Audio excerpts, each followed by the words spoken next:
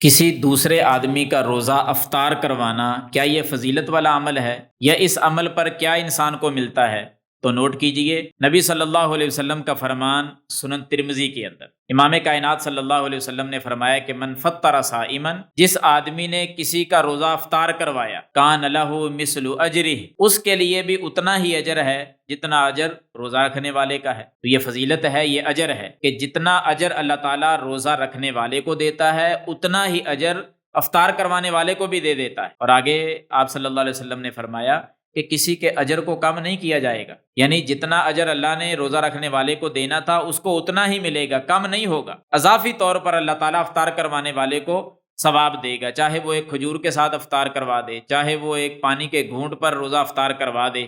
اگر اللہ تعالیٰ نے مال و دولت سے نوازا ہے تو پیٹ بھر کر اس کو کھانا بھی کھلا دے، اور زیادہ اجر ملے گا۔ اطعموا الطعام پر عمل ہوگا، سلامتی کے ساتھ جنت کا داخلہ مل جائے گا، اللہ راضی ہو جائے گا۔ بے شمار انعامات و فوائد ہیں اگر ہم کسی کا روزہ افطار کروائیں۔